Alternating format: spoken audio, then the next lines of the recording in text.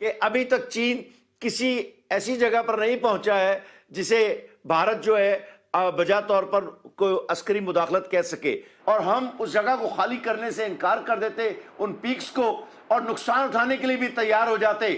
موت نہیں آ جائے کہ کورونا کی وبا ہو یا دنیا میں کوئی بھی وبا ہو، قوموں کے مفادات نہ پہلے کبھی تاریخ میں بدلے ہیں وباؤں کی وجہ سے، نہ آئندہ کبھی بدلیں گے۔ یہی وجہ ہے کہ اس وقت جبکہ بھارت میں لوگ روزانہ کی بنیاد پر سینکڑوں لوگ جو 1.5 لاکھ کے قریب لوگ بیمار ہو چکے ہیں، کورونا کا شکار ہو چکے ہیں، لیکن جو مفادات ہیں لداخ میں، کشمیر میں، نیپال کے ساتھ، چین کے ساتھ، پاکستان کے ساتھ، وہ وہیں کے وہیں ان کے قائم ہیں۔ چنانچہ جو بات ہے دو تین ہے۔ چین کے ساتھ جہاں تک معاملات کا تعلق ہے، روایتی قوت کے ساتھ چین آپ کھڑا ہوا ہے۔ ہندوستان کے جو اخبارات ہیں انہوں نے یہ تسلیم کیا ہوا ہے، میں ابھی اس تفصیل سے پڑھ کے ہٹاؤں، کہ ابھی تک چین کسی ایسی جگہ پر نہیں پہنچا ہے جسے بھارت جو ہے بجا طور پر کوئی عسکری مداخلت کہہ سکے۔ لیکن چینیوں نے ایک کام ضرور کیا ہے کہ جب انہوں نے دیکھا کہ لداخ کو انہوں نے اپنا ایک صوبہ بنا دیا، اور جبکہ line of control per border طے نہیں ہے، یا وہ پینگونگ لیک جو ہے اس کے ساتھ ساتھ جو سرحدیں ہیں وہ طے نہیں ہیں، تو چینیوں نے دیکھا ہے کہ بھارت چونکہ آگے بڑھ رہا تھا، لہٰذا ان کو روکنے کے لیے کوئی نہ کوئی کارروائی کرنی تھی۔ میں ذرا دو باتیں جلدی سے کر دیتا ہوں۔ شاہ محمود قریشی پاکستان کے وزیر خارجہ ضرور ہیں، لیکن اتنا کمزور وزیر خارجہ پاکستان کی تاریخ میں کبھی نہیں آیا۔ وہ اسلاموفوبیا کی بات شروع کر دیتے ہیں، بات تو کشمیر کے پاکستان کے ہاتھ سے نکل جانے کی ہے۔ یہ اسلاموفوبیا کا مسئلہ حل نہیں ہو سکتا، لیکن کشمیر کا مسئلہ حل ہو سکتا ہے اگر پاکستان ایک جارحانہ پالیسی اختیار کرے۔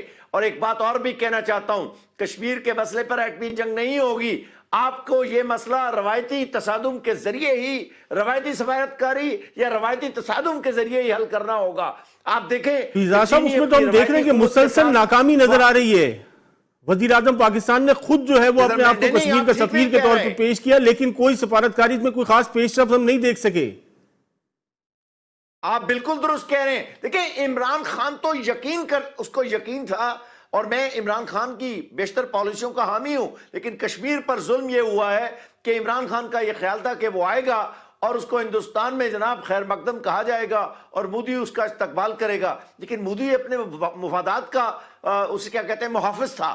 چنانچہ یہ جو مایوسی عمران خان کو ہوئی ہے کہ وہ ایک دہشت گرد تنظیم ہے یا RSS کا فلسفہ لے کر چل رہی ہے، یہ بات تو سب کو پہلے بھی پتا تھی۔ افسوس یہ ہے کہ پاکستان کشمیر پر بھارت کے قبضے کے بعد کوئی کارروائی نہیں کر رہا ہے، اور جتنے لوگ مشورہ دینے والے ہیں وہ یہ کہتے ہیں دیکھیں نا کشمیر کے مسئلے پر جنگ تو نہیں ہو سکتی، اور وہ ہمارے پچھلے جو ISPR کے غفور صاحب تھے وہ کہتے تھے دو ایٹمی قوتوں کے درمیان جنگ کیسے ہو سکتی؟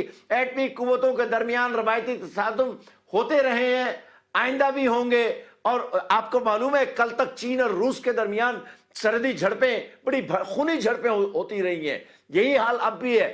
یہ علاقے اگر کسی حل کے نزدیک پہنچیں گے تو عسکری دباؤ کے نزدیک کے ذریعے پہنچیں گے، کہ دنیا کے اندر کبھی بھی کسی بڑے مسئلے پر، چاہے وہ ویتنام ہو، کوریا ہو، سائپرس ہو، میں ٹھوس بات کر رہا ہوں، کسی بھی بڑے مسئلے پر، آج کل لیبیا، شام اور دوسرے، اس وقت تک دنیا کی توجہ آپ کے مسائل پر نہیں مبذول ہوگی جب تک آپ دوسری مخالف قوت پر، جو موجودہ کشمیر کی صورتحال میں ہندوستان ہے، اس پر اپنا عسکری دباؤ اور روایتی دباؤ پیدا کرنے میں کامیاب نہیں ہوں گے۔ مثلا بہت بری اسٹریٹجی تھی جنرل مشرف کی، لیکن اگر وہی اسٹریٹجی کوئی کامیاب ہوتی اور ہم اس جگہ کو خالی کرنے سے انکار کر دیتے، ان پیکس کو، اور نقصان اٹھانے کے لیے بھی تیار ہو جاتے، موت نہیں آ جاتی ہے، قومیں نقصان اٹھاتی ہیں۔ آپ عسکری نقصان سے ڈر کے پیچھے آ جاتے ہیں، آپ میں ہمت ہی نہیں ہوتی ہے، آپ بالکل کھڑے ہوں۔ آپ سری نگر کی بات کریں، آپ نے جو بالا کوٹ پہ حملہ ہوا تھا اس کے بعد بڑے ٹھوس حملے کرنے چاہیے تھے کشمیر کے اندر جا کر، اور لیکن جو ہمیں بتایا گیا یہاں پر بریفنگز میں وہ یہ تھی کہ ہم معاملے کو زیادہ پھیلانا نہیں چاہتے تھے۔ عمران نے، اور آخری بات، عمران نے تو صاف کہا تھا کیا میں ہندوستان پر حملہ کر دوں؟ جب اس نے جنگ کی آپشن کو، جس کو کوئی بزدل ملک بھی چھوٹا ملک بھی میز سے نہیں ہٹاتا. دیکھیں ایٹمی ہتھیار تو دو ملکوں کے درمیان ایک دوسرے کا وجود ختم کرنے سے روکنے کے ہتھیار ہیں. جہاں ضمنی جو اس کے ساتھ ساتھ جو دوسرے تنازعات ہیں انہوں نے روایتی قوت کے ذریعے ہی حل ہونا ہے یا روایتی سفارتکاری کے ذریعے. آپ دیکھیں کرائمیا کا مسئلہ، لیبیا کا مسئلہ، 5 عرب ملک فرانس اور یونان ایک طرف ہیں اور ترکی ایک طرف ہے اور اقوام متحدہ ایک طرف ہیں، سیریا، شام، اتنے ملک وہاں پر شامل ہیں.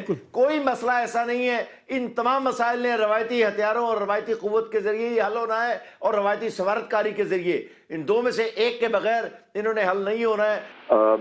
یہ جو چائنا کے ساتھ ان کا مسئلہ ہوا ہے، یہ لداخ کے اس علاقے میں انہوں نے سڑکیں اور پل وغیرہ بنانے شروع کیے. اس سے چائنیز کو یہ اندازہ ہوا کہ یہ یہاں پہ اپنے قبضے کو پرماننٹ کرنا چاہتے ہیں.